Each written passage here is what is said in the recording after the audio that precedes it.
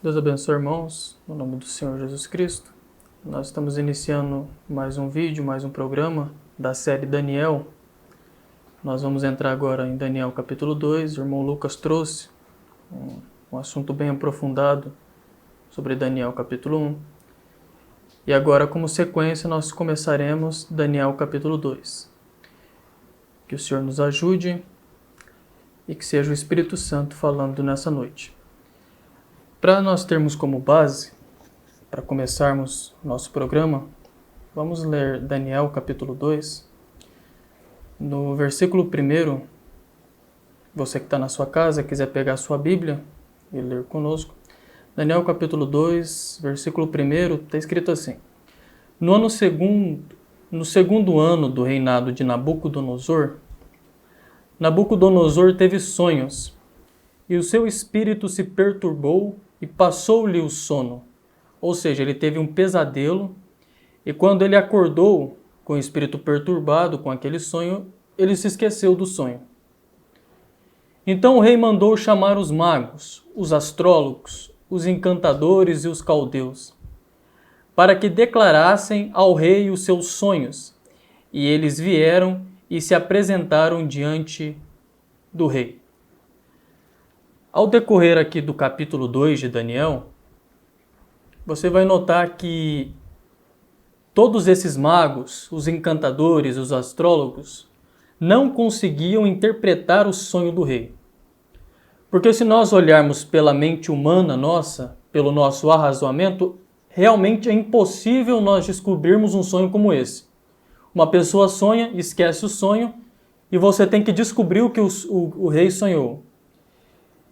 E eles deram uma palavra dura ao rei, dizendo que era impossível que eles revelassem o sonho para o rei Nabucodonosor.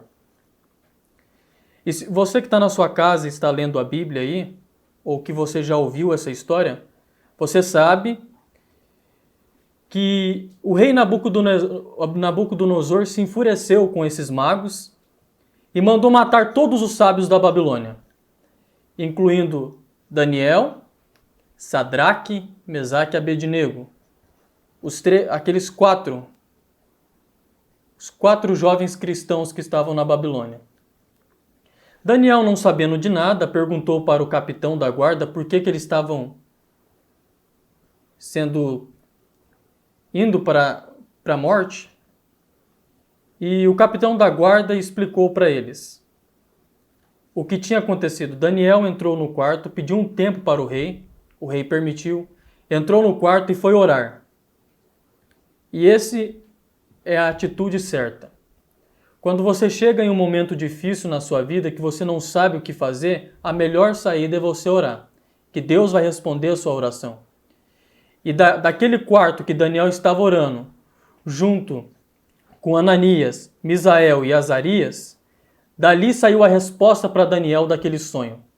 E lá no versículo 31 de Daniel capítulo 2, você vai notar que Daniel vem com a interpretação daquele sonho. E é o assunto que nós vamos tratar nesse nosso programa agora. O que o rei sonhou e a interpretação do sonho do rei.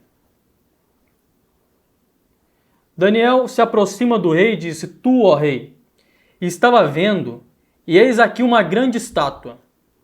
Essa estátua era imensa, cujo esplendor era excelente, e estava em pé diante de ti, e a sua aparência era terrível. A cabeça daquela estátua era de ouro fino, o seu peito e os seus braços de prata. Observe, a cabeça de ouro, o peito e os braços de prata, o ventre e as coxas de cobre, as pernas de ferro e os seus pés em parte de ferro e em parte de barro. Dá uma olhada nessa estátua que Daniel viu. Que Deus deu a interpretação para Daniel sobre esse sonho do rei. Uma estátua que a cabeça era de ouro, os peitos e os braços de prata, o ventre era de cobre, de bronze, as pernas de ferro e os pés ferro e barro. Uma mistura. Daniel, ao decorrer do capítulo, ele vai dar a interpretação para o rei, dizendo que são reinos que virão após a Babilônia. E Daniel diz: tu, ó rei, é a cabeça de ouro. Você é o reino mais forte. E Daniel diz que viriam outros reinos que eram mais frágeis do que aquele reino. Mas daí surge uma pergunta, talvez, que nós pensamos agora. Até que tempo esses reinos irão? Qual é a finalidade desses reinos? Por que o rei teve esse sonho? E esse sonho foi parar na Bíblia. Porque nós sabemos, nós somos bem ensinados que na Bíblia nada acontece por acaso.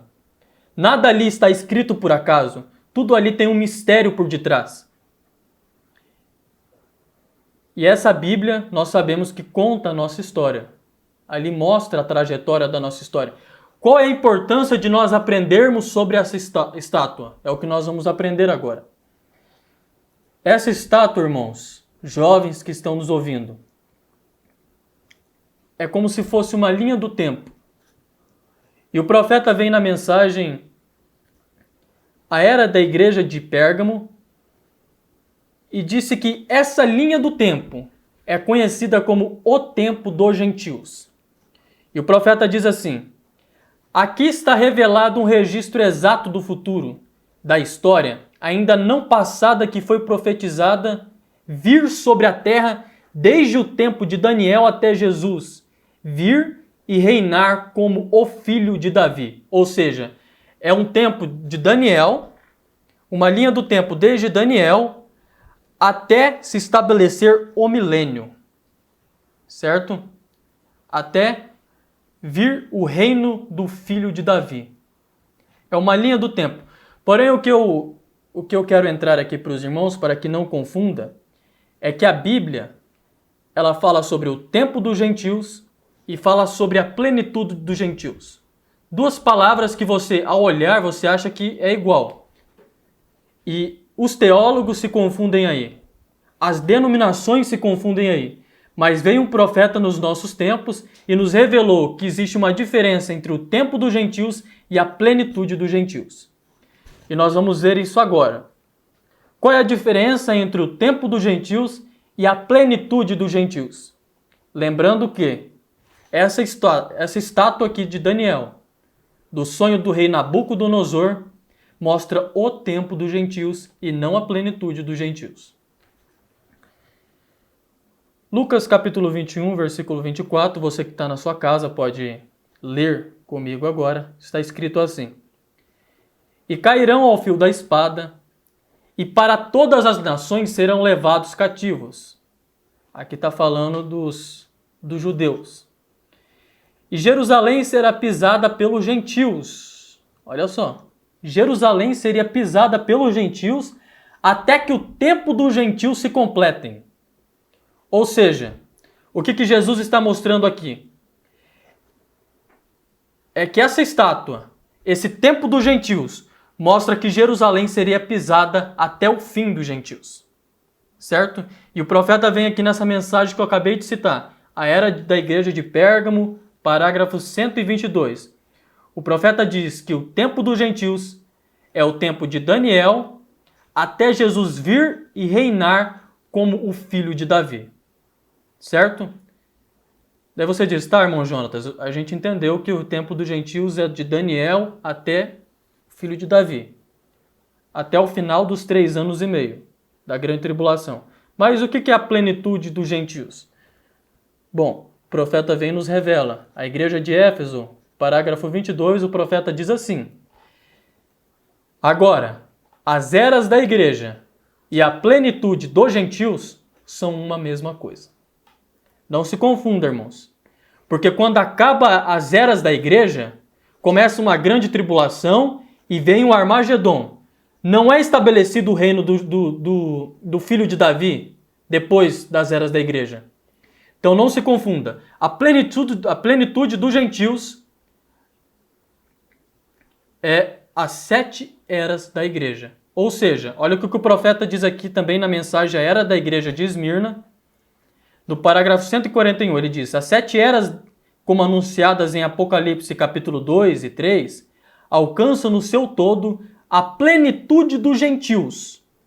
Ou o tempo todo, olha só, o tempo todo durante o qual Deus está tratando com os gentios para a salvação. Vamos aqui recapitular. O tempo dos gentios é o tempo quando os gentios pisam na cidade de Jerusalém. E a plenitude dos gentios é o tempo das 7 eras da igreja, em que Deus está tratando com os gentios para a salvação. Ou seja, está tratando com a noiva.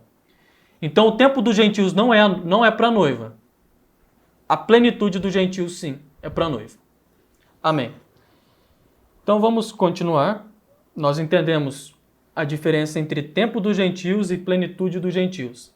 Essa estátua que Daniel está vendo aqui, da interpretação para os reis, é o tempo dos gentios. Eu espero que os irmãos tenham entendido. E agora nós vamos dar prosseguimento ao que significa essa estátua. Amém?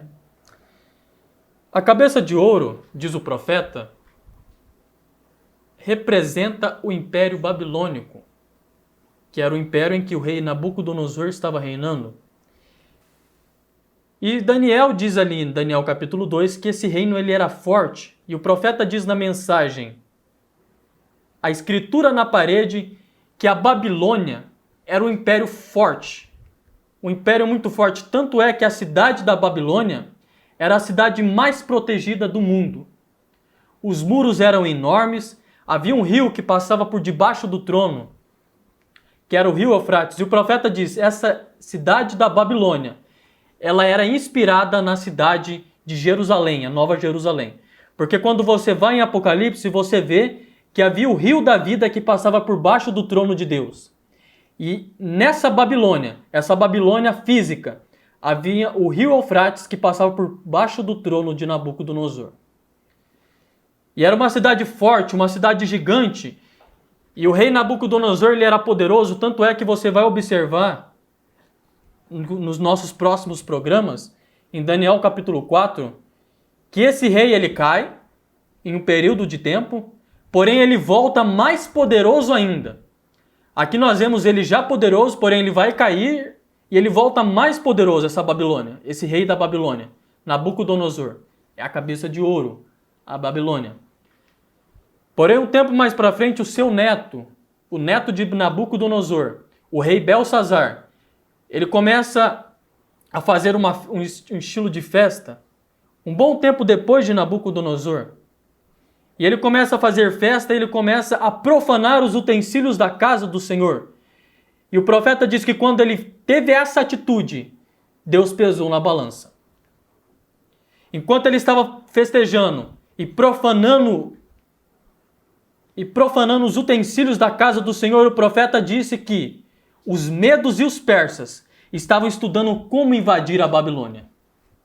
Observe isso, irmão, que agora a cabeça de ouro ela começa a cair e começa a entrar agora os braços de prata, o peito de prata. Observe isso e vai acompanhando comigo calmamente aqui.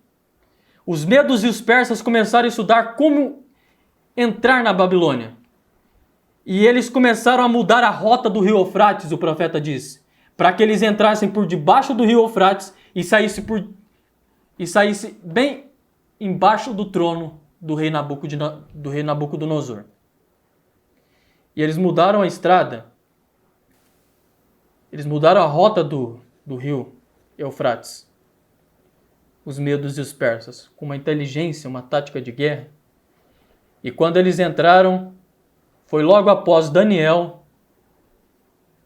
interpretar o que estava escrito na parede, quando aquela mão escreveu Mene, Mene, Tekel, pesados foste na balança.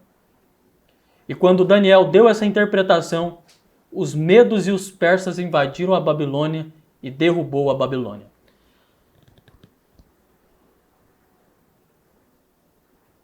Eu quero ler aqui a mensagem, um estandarte, apenas um pequeno pedaço, no parágrafo 78.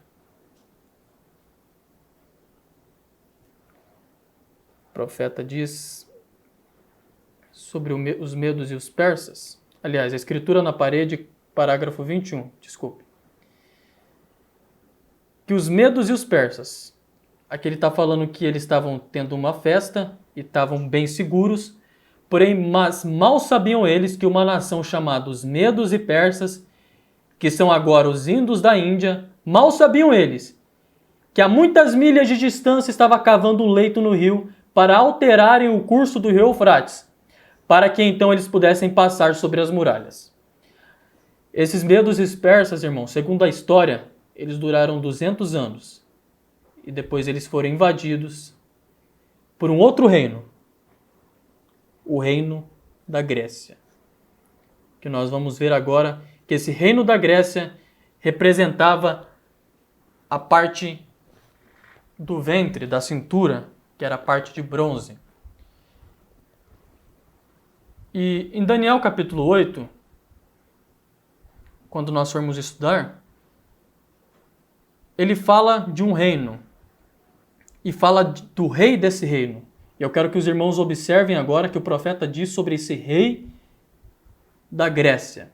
Observe bem sobre isso. O rei da Grécia é o que diz em Daniel capítulo 8. Você que tem a sua Bíblia, você pode procurar lá, que fala sobre esse rei da Grécia. E a história fala muito sobre esse rei da Grécia. Esse rei da Grécia chamava Alexandre. A história costuma dizer que era Alexandre o grande conquistador. Esse homem, irmãos, ele nunca perdeu uma batalha. Ele apenas com 20 anos de idade, ele era rei sobre a Grécia. Ele era um homem poderoso com apenas 20 anos. E observe que, se você olhar na história, esse homem já nasceu com um poder de liderança tão grande, que aos 12 anos ele conseguiu domar um cavalo que nem os domadores profissionais conseguiam. Você pode olhar na história, era um homem poderoso. E apenas para nós terminarmos, para me mostrar sobre esses medos e os persas, aliás, sobre como os medos e os persas foram invadidos, esse Alexandre o Grande, o rei da Grécia, ele foi marchando e ele foi conquistando.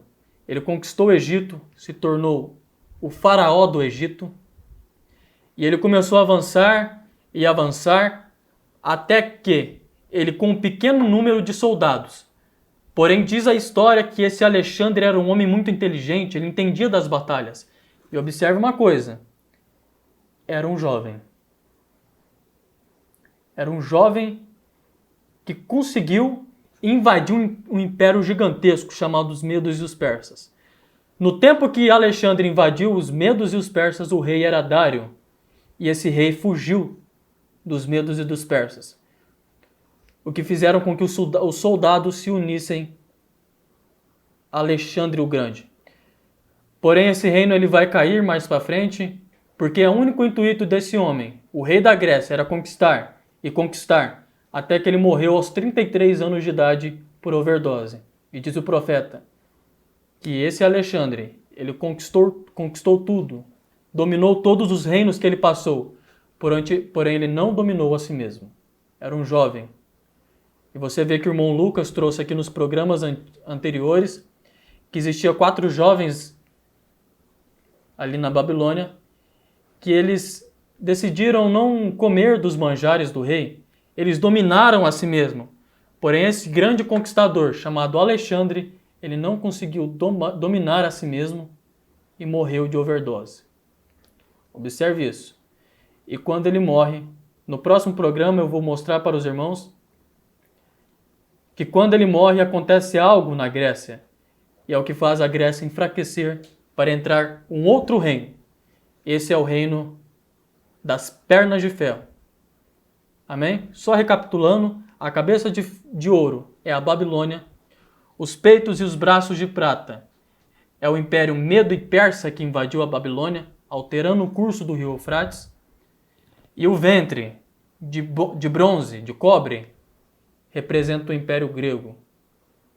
Mas falando sobre Alexandre o Grande, esse grande conquistador. E no próximo programa nós explicaremos sobre as pernas de ferro e os pés de ferro e barro. Que Deus abençoe os irmãos. Se você tem alguma pergunta, alguma dúvida que você teve sobre o assunto que nós estamos tratando agora, na descrição aqui está o nosso e-mail, o número do nosso WhatsApp você pode mandar a sua pergunta que nós, em um programa breve, nós estaremos respondendo as perguntas. Que Deus abençoe os irmãos, no nome do Senhor Jesus Cristo.